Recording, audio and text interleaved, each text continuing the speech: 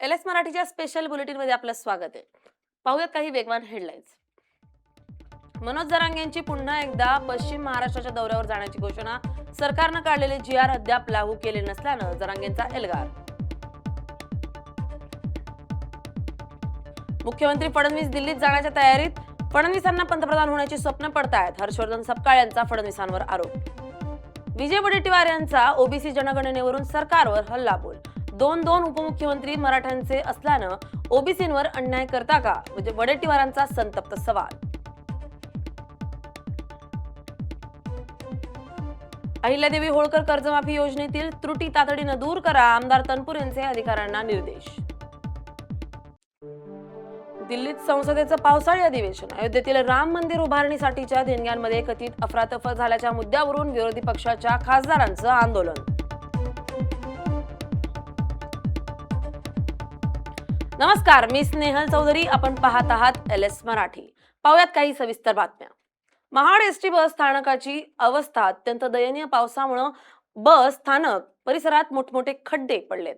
हजारो प्रवाशांच्या जीविततेचा प्रश्न निर्माण झालाय. ये जा करणाऱ्या प्रवाशांमध्ये अपघाताची भीती निर्माण होतीये. रायगडच्या महाड एसटी बस स्थानकाची अवस्था अत्यंत दयनीय झाली आहे.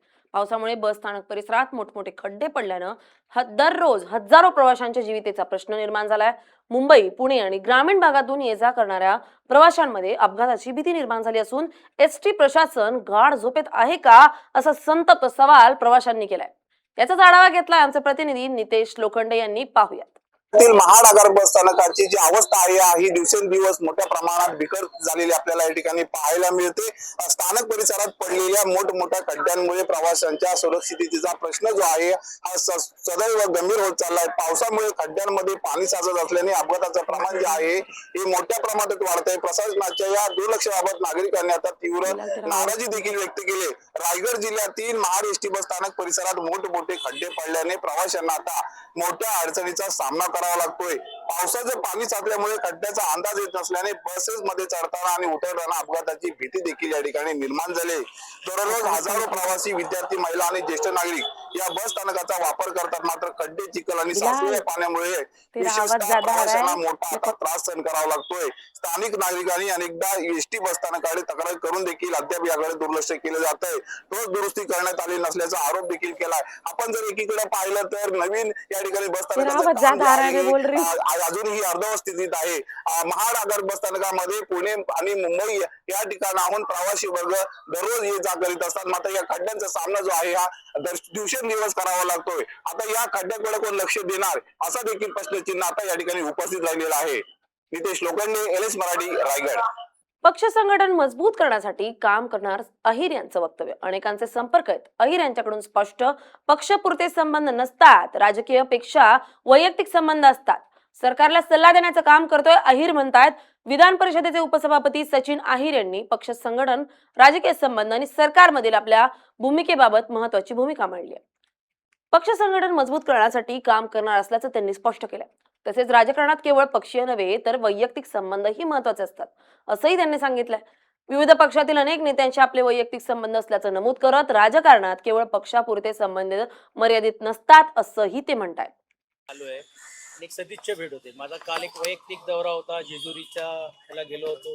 परंतु जेजुरी आणि माझा संबंध हा खूप जुना असल्यामुळे तिकडच्या डेव्हलपमेंटसाठी अगोदर ज्यावेळी शासनामध्ये आम्ही होतो त्यावेळी काही निधीची तरतूद आपण करण्याचं काम केलं, तर प्रत्यक्ष निधी आली नव्हती. नंतर आता आमच्या शासनाने जे निधी दिले त्याचा एक आढावा आपण देखील विश्वस्तांना विश्वासात घेऊन आणि तिकडचे असलेले आमचे विजयबापू शिवतरे आहेत त्यांच्याकडनं घेण्याचं काम केलं. आणि मग सासवडला नगरसेवकांची बैठका होत्या, भोरला एक कार्यक्रम होता आणि नंतर मग आज पत्रकार संघाचे नवनिर्वाचित सर्व पदाधिकाऱ्यांचा आमच्या सर्वांच्या वतीने सत्कार नियोजित करण्याचं काम केलं. स्वाभाविकच आहे ते मी राज्याच्या विधान परिषदेचा उपसभापती असतो तरी देखील पक्षाचा पण एक कार्यकर्ता आहे आणि अगोदर पण मी शिवसेनेच्या बैठकीसाठी येत होतो आणि आताही शिवसेनेच्याच बैठकीसाठी मी चाललोय. तर त्यात काय अगोदरच्या आणि अजितला असला नाही. मराठा आंदोलक जरांगे पाटील हे त्यांची प्रतिक्रिया देताना म्हणतायत, जेव्हा काळ आला होता तेव्हा नीट खाता आलं नाही. मुंडेंना मराठ्यांसह सगळ्या जातींनी मोठं केलं. मुंडेंना ओबीसी मोठा होऊ दिला नाही, मराठा असं जरांगे वक्तव्य करतायत.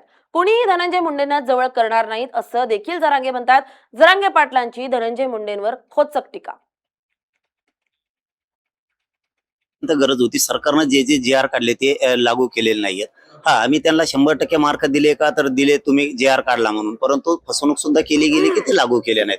म्हणजे सातारा संस्थान, हैदराबाद गॅझेट, ओबीसीच्या दिलेल्या सवलतीचा, कुणबी प्रमाणपत्राविषयीचा, गॅझेटियरच्या विषयातला, त्याच्यानंतर व्हॅलिडिटीच्या विषयातला, बलिदान गेलेल्या कुटुंबाचा विषय, केसेसच्या संदर्भातला नुसते निर्णय केले गेले, परंतु त्याची अंमलबजावणी झाली नाही. म्हणून 29 ऑगस्टला आंदोलन, निर्णायक आंदोलन शेवटचं होणार आहे.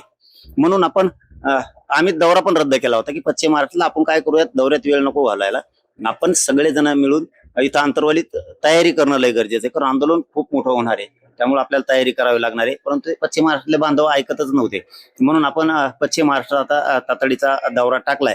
7 ऑगस्ट पासून आपण पश्चिम महाराष्ट्रातल्या दौऱ्याला सुरुवात करतोय. आपण दौरा असा घेतोय की प्रत्यक्ष गाठीभेटी बांधवांच्या घेतोय आपण. म्हणून 7 ऑगस्टला सुरुवात केली आपण. तुळजापूरला मुक्काम आहे, तिथं गाठीभेटी प्रत्यक्ष करणार आहेत. 8 ऑगस्ट रोजी 10 वाजता वडाळा या ठिकाणी, 3 वाजता माढा या ठिकाणी, 7 वाजता पंढरपूर या ठिकाणी मुक्काम आहे. आपण तिथं प्रत्यक्ष गाठीभेटी घेतोय. 9 ऑगस्टला सकाळी 10 वाजता सरकुलीला आहेत, 3 वाजता दुपारी सांगोला, 7 वाजता सायंकाळी आपण आटपाडीला आहेत. त्या ठिकाणी आता बातमी नवी मुंबईतून. कोपरखैरणीतील खड्ड्यांवर राष्ट्रवादी आक्रमक झालेली पाहायला मिळतेय. विभाग कार्यालयात राष्ट्रवादीचं अनोखं आंदोलन तिथं झालंय. खड्ड्यांचे फ्रेम देत राष्ट्रवादीकडून प्रशासनाचा निषेध करण्यात आलाय. कार्यकर्ते अभियंत्यांना दिली खड्ड्यांची भेट. नवी मुंबईच्या कोपरखैरणी विभागातील अंतर्गत रस्त्यांची दुरवस्था पुन्हा एकदा समोर आली आहे. ठिकठिकाणी पडलेल्या खड्ड्यांमुळे रस्त्यांची अक्षरशः चाळण झाली असून नागरिकांना मोठा त्रास सहन करावा लागतोय. या पार्श्वभूमीवर अजित पवारांची राष्ट्रवादी आक्रमक झाली आहे. कोपरखैरणी विभाग कार्यालयात आंदोलन करत कार्यकर्ते अभियंता अजय संखे यांना खड्ड्यांची प्रतिकात्मक फ्रेम भेट देण्यात आली आहे. तसेच कार्यालयात रस्त्यांवरील खड्ड्यांचे फोटो लावून प्रशासनाचा निषेध करण्यात आलाय. येत्या काही दिवसात खड्डे बुजवले नाही तर तीव्र आंदोलन छेडण्याचा इशाराही यावेळी देण्यात आलाय. या नवी मुंबई महानगरपालिकेचे अधिकारी जे नवनिर्वाचित नगरसेवक यांना किती अक्कल आहे ना, ते आपल्याला दिसलेलं आहे. मुळात तुम्हाला सगळ्यांना माहिती आहे की सीबीडी बेलापूर आणि नेरूळ या विभागामध्ये आता फॉर्म्युला 1 ची रेसिंग होते. त्या रेसिंगसाठी यांनी करोडो रुपये व्हायला घालवलेत, त्याचे रस्ते करण्यासाठी करोडो रुपये व्हायला घालवलेत, आणि अख्ख्या नवी मुंबईमध्ये खड्डे आहेत. कोपरखैरणी विभागाची अवस्था जर तुम्ही बघितली तर एवढी दैनंदिन अवस्था कुठे नाहीये. त्या सबवेमध्ये फक्त जी ट्रॅफिक होते ती त्या खड्ड्यांमुळे होते. रिक्षा पलटी झालेली आहे त्या सबवेमध्ये. अशी अवस्था या नवी मुंबई महानगरपालिकेच्या अधिकाऱ्यांनी करून ठेवलेली आहे. आणि मला असं वाटतं की हा सगळा जो आहे हा भ्रष्टाचार चालू आहे. 15 दिवसापूर्वी जेव्हा पाऊस थांबलेला आणि त्याच्या आधी जेव्हा जास्त पाऊस पडला तेव्हा यांनी काम करून घेतलं, आणि त्या कामामध्ये पण एवढा भ्रष्टाचार की ते 5 ते 10 दिवसामध्ये ते खड्डे उकडले गेलेले आहेत. आज अधिकाऱ्यांना आम्ही सर्व राष्ट्रवादी काँग्रेस पार्टीच्या वतीने निवेदन दिलेलं आहे आणि आंदोलन केलेलं आहे. त्यांच्या निदर्शनास या गोष्टी आणून दिलेल्या आहेत की सदर जो कॉन्ट्रॅक्टर आहे त्याच्यावरती कारवाई करा आणि येणाऱ्या आठवड्याभराच्या आत कोपरखैरणी जो आहे तो संपूर्ण खड्डेमुक्त करा. आणि पुन्हा जर खड्डे पडले तर मी स्वतः माझ्या सर्व कमिटी मेंबर बरोबर अधिकाऱ्यांची खुर्ची आणि ते बसलेले असतील तर त्यांच्या बरोबर त्यांना उचलून त्या खड्ड्यांमध्ये ठेवेल असं या ठिकाणी सांगतो. अधिकाऱ्यांनी सांगितलं आम्हाला की आम्ही कोल्ड मिक्स करू. अरे अधिकाऱ्यांचं काय काम आहे, अधिकारी उडवडीची उत्तर देतात. हा सगळा भ्रष्टाचाराचा प्रूफ या होत्या काही सविस्तर बातम्या. आता पाहूयात काही आत्ताच्या घडीच्या महत्वाच्या घडामोडी. नांदेडमधील सहस्त्रकुंड धबधब्यावर पर्यटकांची गर्दी. नयनरम्य दृश्य पाहण्यासाठी विदर्भ, मराठवाडा आणि तेलंगणा राज्यातून पर्यटक दाखल. पर्यटन नगरी लोणावळ्यातील मेप्रो गार्डन मध्ये विकल्या गेलेल्या पिझ्झामध्ये किडे आढळल्याचा दावा. व्हिडिओ सध्या सोशल मीडियावर मोठ्या प्रमाणात व्हायरल.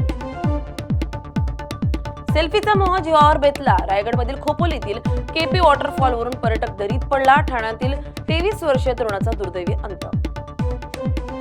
दौंडमध्ये मुलीचे राहत्या घरातून बंदुकीचा धाक दाखवत अपहरण. दौंड पोलीस स्टेशनमध्ये बादशाह शेखसह 11 जणांवर गुन्हा दाखल. वाशिम जिल्ह्यात 3 दिवसांच्या विश्रांतीनंतर पावसाची हजेरी. अनेक भागात मध्यम ते जोरदार पाऊस. नागरिकांनी आवश्यक खबरदारी घेण्याचं आवाहन. मुंबई नाशिक महामार्गावर खड्ड्यांमुळे अपघातात एका जवानाचा मृत्यू. जवानाच्या मृत्यूबाबत आमदार रोहित पवारांकडून श्रद्धांजली. लातूरमध्ये कृषी अधिकारी कार्यालयासमोर बोगस बियाण्यांसाठी शेतकरी संघटनेची निदर्शने. शेतकऱ्यांच्या दृष्टीनं हे नापास सरकार. शेतकरी नेते रघुनाथदादा पाटील यांची टीका. इंदापूर पोलिसांची मोठी कारवाई, गावठी पिस्तूलसह बिहारचा तरुण अटकेत, 2 जिवंत कारतूसह 2 मॅगझिन जप्त, पुढील तपास सुरू. परभणी शहरातील जिंतूर रोडवरील रायगड कॉर्नरवर वाहतूक कोंडीनं नागरिक त्रस्त, वाहतूक शाखा दुर्लक्ष करत असल्याचा नागरिकांचा आरोप.